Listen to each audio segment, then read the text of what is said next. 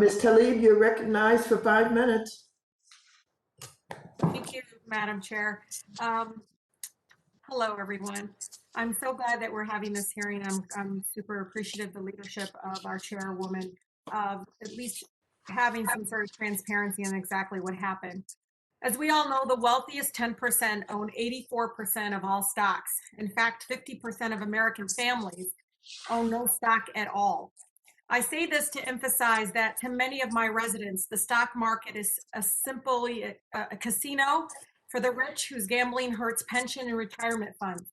And when you all screw up, the people end up paying the tab through losses or bailouts. So I want to talk about the high frequency trading.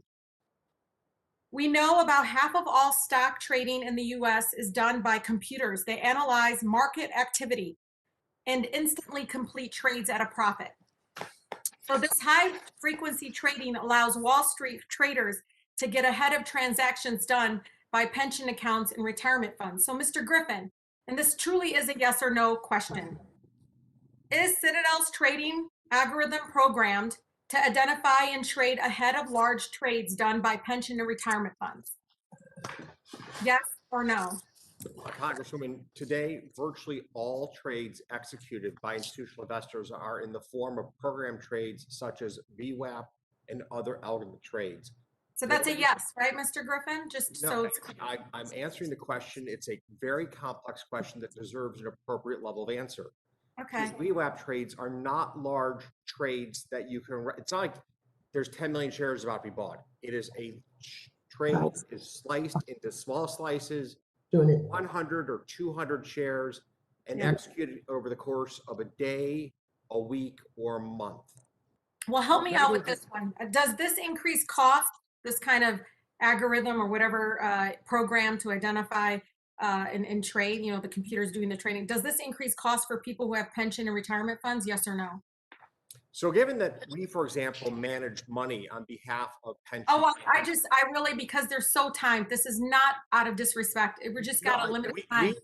We use VWAP orders to execute on behalf of our hedge fund and have generated exceptional returns for pension plans and for endowments. So well, I'm going to help you out. I'm going to help you out, Mr. Griffin. In effect, some estimates indicate that as a result of the high frequency trading, though, pension and retirement accounts pay nearly $5 billion in a tax.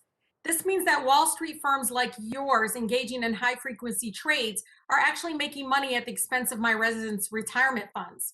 So one way to ensure that this enormous wealth generated on Wall Street actually reaches the real economy, y'all, you know, what's happening right here in our communities and in my district, is to enact and look at proposals like a financial transaction tax. And let me tell you, according to recent polling, the majority of Americans, all of you need to hear this, and it's going to grow, the majority of Americans support taxing Wall Street transactions. Taxing them at just 0.1% would actually raise $800 billion over 10 years, which could fund programs like helping my district expand healthcare, nutrition, public education. I heard my friend from Texas, who we all are praying all the families will be taken care of, talk about access to water and electricity. But guess what? Right now in my community, it's so poor that I have families melting snow so they can flush their toilets because they have no access to water. So this tax to me would discourage risky and high frequency trading, unfair high frequency trading. Mr. Griffin, does Citadel's lobbyist right now been hired to oppose federal proposals to financial transaction tax because it would make high frequency trading less profitable? So we firmly believe that a transaction tax will injure Americans hoping to save the retirement. I believe that Vanguard has publicly come out and said that we'd have to work about 2.5 years. Well, I want to make this, I'd like to finish my answer. I think it's important. Oh, no, I'm reclaiming my time. The Hong Kong stock market, Mr. Griffin, imposes 0.2% tax on transactions as a result and sees little high frequency trading. But this hasn't stopped the Hong Kong stock market from thriving or becoming the third largest in the world after New York and London. So just to be clear, let's not gaslight the American people. Y'all be fine with the tax. And it's fair because let me tell you, our folks are tired of bailing you all out when you screw up and gamble with the retirement fund. And that's exactly what happens every single moment. And that's the reason why we're having this hearing, is that sometimes you are irresponsible and it's set up in a way that helps only the wealthy and leaves people like my community here with this large income inequality that I feel like never ever gets the bailout it deserves. Thank you so much. I yield.